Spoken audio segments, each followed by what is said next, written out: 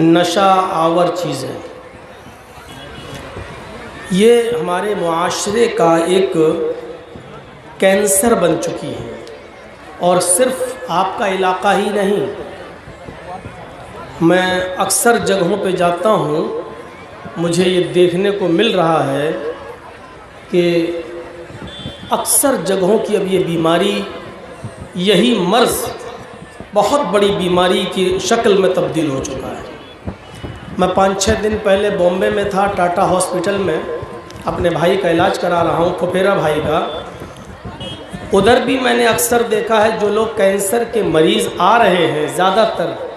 جن کے منہ میں کینسر، زبان میں کینسر، گلے میں کینسر، اکثر وہاں جو باتیں ہمیں معلوم ہوئی ہیں اور جو تحقیق سے پتہ چلا ہے، اس کی مین وجہ یہی ہے، آج کل جو چل رہا ہے ہمارے ہاں، گٹکا ہے،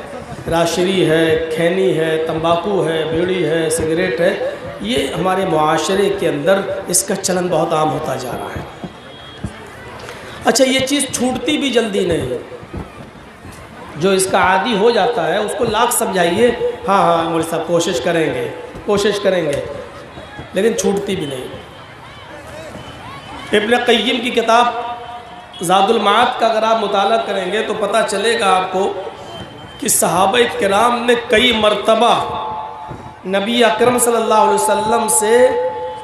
شراب کی حرمت کا اعلان کرنے کے لیے کہا کہ اللہ کے نبی صلی اللہ علیہ وسلم، بہت خراب چیز ہے یہ شراب، آپ اس کو حرام قرار دے دیجیے۔ لیکن بہت جلدی نبی اکرم صلی اللہ علیہ وسلم نے بھی اس کو حرام قرار نہیں دیا۔ شراب کی حرمت کا اعلان جس آیت میں کیا گیا، اس سے پہلے بھی کئی مراحل سے گزرنا پڑا۔ ڈائریکٹ شراب کی حرمت کا اعلان اللہ کے نبی صلی اللہ علیہ وسلم نے صحابہ کرام کے مشورے کے بعد بھی نہیں کیا، کیونکہ ایک ہی جواب تھا، اور آپ پڑھیں گے علامہ شبلی کی کتاب الفاروق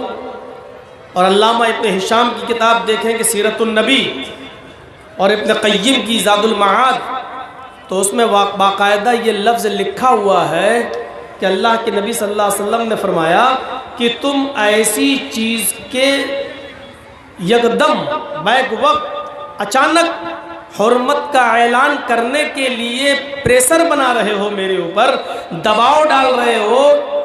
جو ان کی گھٹی میں پلی ہوئی ہے، بسی ہوئی ہے۔ ان کے ہاں جو بچہ پیدا ہوتا ہے تو کھجور یا شہد کا عرق حلق میں نہیں ڈالا جاتا، کوئی میٹھی چیز بچے کے گلے میں نہیں ڈالی جاتی، بلکہ یہاں جو بچہ پیدا ہوتا ہے سب سے پہلے اس کی ماں شراب کے قطرے اس کے حلق میں ڈالتی ہے۔ جس کی گھٹی میں اور جس کی رگ رگ میں شراب رچی و بسی ہوئی ہو اور اتنی گھل گئی ہو، اس چیز کو میں اچانک حرمت کا اعلان کر دوں، یہ لوگ بکھر جائیں گے، پھر جائیں گے، جو دین کے قریب آ رہے ہیں ایک دم دین چھوڑ کے چلے جائیں گے۔ علامہ ابن قیم نے باقاعدہ زاد المعاد کے اندر یہ لکھا ہے، یعنی اتنی جلدی اللہ کے رسول صلی اللہ علیہ وسلم نے بھی شراب کی حرمت کا اعلان نہیں کیا۔ مکے میں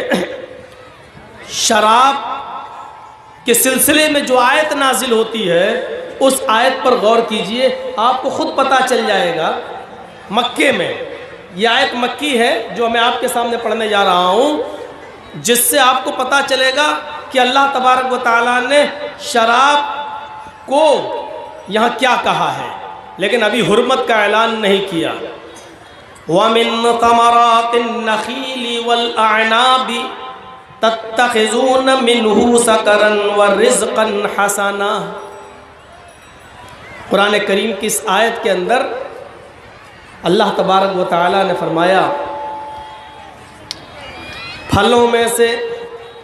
جو پھل تم کھاتے ہو، ان پھلوں میں سے انگور اور کھجور بھی ایک پھل ہے۔ وَمِن ثَمَرَاتِ النَّخِيلِ وَالْأَعْنَابِ، کھجور اور انگور بھی ایک پھل ہے۔ تَتَّخِذُونَ مِنْهُ سَكَرًا، جن سے تم نشہ بناتے ہو۔ کھجور کو سڑانے کے بعد اور اس کا رس نچوڑنے کے بعد اس کا نشہ بنایا جاتا تھا، جس کو کھجور سے شراب کہا جاتا تھا، کھجور کی شراب۔ اور اسی طریقے سے انگور کا رس نچوڑ کر اس کو سڑا کر اس کا بھی نشہ بنایا جاتا تھا۔ تو یہاں اللہ تعالیٰ نے کیا کہا کہ کھجور اور انگور بھی پھل ہیں جن سے تم نشہ بناتے ہو، سڑا کر گلا کر نشہ بنا لیتے ہو، وَرِزْقًا حَسَنًا، اور جب ایسے ہی استعمال کرتے ہو تو یہ رزق حسن ہے۔ یعنی کھجور تازہ آیا کھایا، یہ رزق حسن ہے۔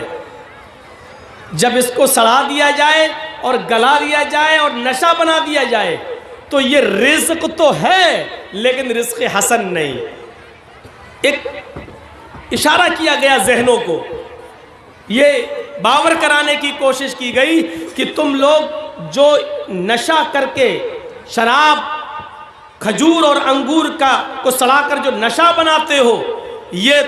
ایک رزق تو ہو سکتا ہے لیکن اچھا رزق نہیں ہے، پاکیزہ رزق نہیں ہے، اچھی چیز نہیں ہے۔ اچھا رزق وہی ہے جس کو تم تازہ تازہ استعمال کرتے ہو، کھجور کھاتے ہو، انگور کھاتے ہو۔ یہ ایک ذہن کو یہ باور کرانے کی کوشش کی گئی کہ چھوڑیے، یہ کوئی اچھی چیز نہیں ہے، لیکن حرام قرار نہیں دیا گیا۔